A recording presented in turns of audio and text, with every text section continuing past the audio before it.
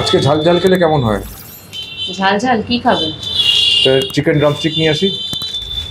Chicken drumstick খাবে? বানাও, তাহলে ঠিক এখন আছে। কিন্তু বানাতে পারবো না, এখন বসালে কিন্তু সন্ধ্যেবেলা হবে। রাত্রে ডিনারে খাও। খাবে? ডিনারে নিয়ে আসো। স্কুলে পরে খাও। নিয়ে আসো। আচ্ছা, ড্রামস্টিক তো এনেছে, 3 পিস এনেছে। এবার আস্তে আস্তে এটাকে কেটে নেব। কেটে নিয়ে কিরম ভাবে কি মশলা লাগাবো সেটা আপনাদের দেখাচ্ছি। একটু সোজা পদ্ধতিতেই করার চেষ্টা করব। সবার প্রথমে আমি ড্রামস্টিক গুলোকে এক এক করে কেটে নেব। একটু একটু করে চিড়ে দেবো।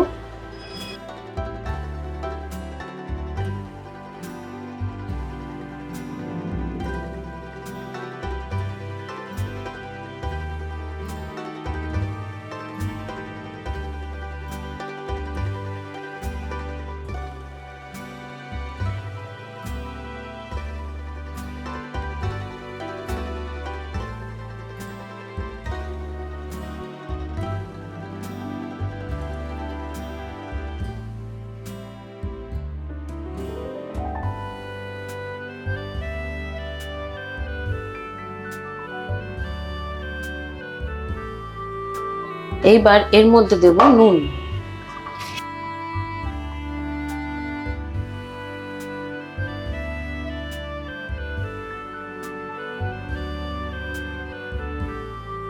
তারপর আমার কাছে আদা রসুন বাটা করা থাকে, তো একটু দেব আদা রসুন বাটা, 1 চামচ মতন। এটা মাঝারি সাইজের চামচ, তো এই চামচের 1 চামচ আদা রসুন বাটা। তার সাথে দেব আমি সবসময় ইউজ করি এই স্মোকি বারবিকিউ সসটা। এই সসটা দিয়ে দেবো। তো এটা একটু বেশি করেই দেবো, কারণ একটু কালচে কালচে ব্যাপারটা আসবে। এবার এর মধ্যে দেব একদম 1 চিপি ভিনেগার,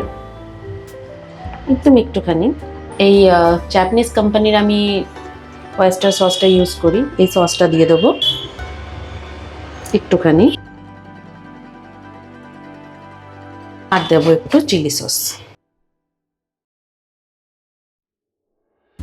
এর মধ্যে আমি একটা নতুন জিনিস আজকে একটু অ্যাড করব, সেটা হচ্ছে দই। দইটা হয়ে গেছে, এই তো পুরো থোকা থোকা দই হয়েছে। তো আমি এরকম 2 চামচ দই নিয়ে নিচ্ছি।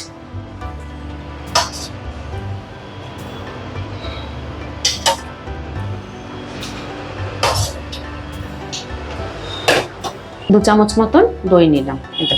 এবার এটাকে ভালো করে মিশিয়ে নিই, যাতে মশলাগুলো মাংসর মধ্যে ভালো করে লেগে যায়। ভালো মতন লেগে গেছে। এবার এটাকে আমি ফ্রিজে রেখে দেবো। ফ্রিজে রাখবো আমি 2-3 ঘন্টার জন্য।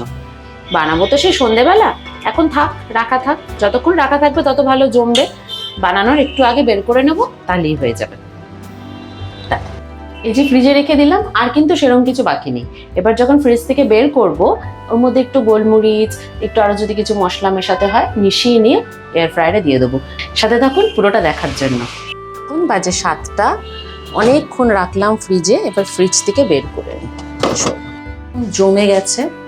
জমে গেছে মানে পুরো মশলাটা দেখুন কাদা কাদা ছিল, তো মশলাটা কিন্তু লেগে গেছে। এটা সমেতই পুরোটা আমি ভালো করে বসিয়ে দেবো। করবো এয়ার ফ্রায়ারে। তো ফার্স্ট এরকম একটা জাল রেখে নিয়েছি, তার নিচে একটা ট্রে, বিকজ মশলাগুলো আছে।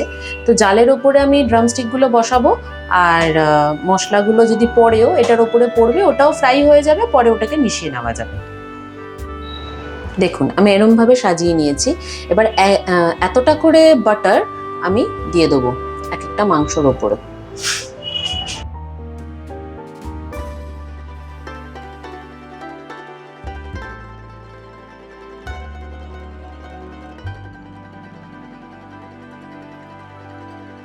বন্ধ করে দিলাম। এবার আমি এয়ার ফ্রায়ারটা চালিয়ে নেব। এখানে দেখবেন ড্রামস্টিক বলে লেখা আসবে।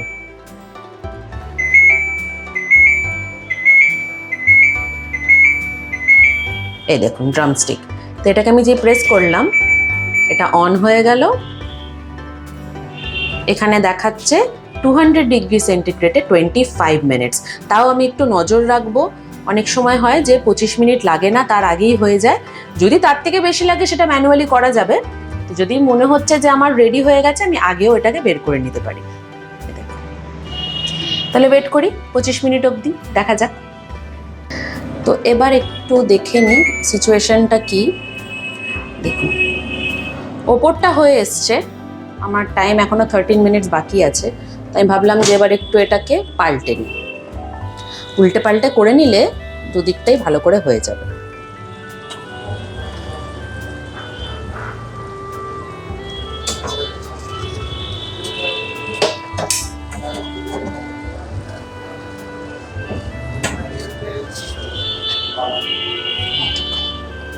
আর যে মশলাটা আমাদের একটু বেঁচে গেছে, সেই মশলাটাও একটু দিয়ে দেবো। মশলাটা একটু ওপর থেকে দিয়ে দেবো।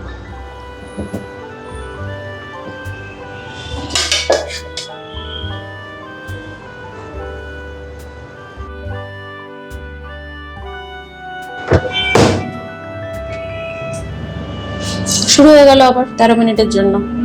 দেখুন চিকেনটা রেডি হয়ে গেছে, এখনো 4 মিনিট বাকি আছে, আর দরকার নেই, অনেকটাই হয়ে গেছে যেটা বুঝতে পারছি। এবার বের করে প্লেটিং করে নিই।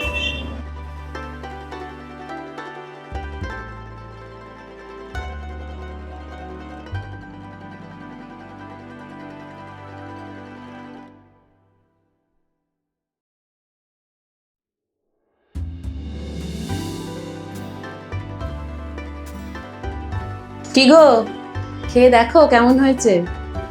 ভালো হয়েছে নিশ্চয়ই, গন্ধ তো খুব ভালো আসছে, দুর্দান্ত গন্ধ আসছে।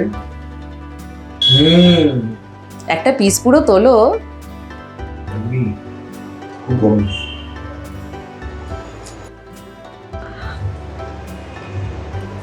কেমন হয়েছে? ইয়াম্মি। ভালো হয়েছে? দুর্দান্ত হয়েছে। ঝাল ঝাল হয়েছে তো? ঝাল হয়েছে। আঙ্গুল চাটছে। আপনাদের যদি আজকের ভিডিওটা ভালো লেগে থাকে, প্লিজ আমার ভিডিওটাকে লাইক করে দেবেন, চ্যানেল ভ্রমণ ও ভোজনকে সাবস্ক্রাইব করে দেবেন, আর বেল আইকনটাকে প্লিজ প্রেস করে দেবেন, যাতে আমি যখন নেক্সট কোনো ভিডিও দিই তার নোটিফিকেশান আপনাদের ফোনে দেখায়। আমার সাথে থাকার জন্য, আমার পাশে থাকার জন্য অনেক অনেক ধন্যবাদ।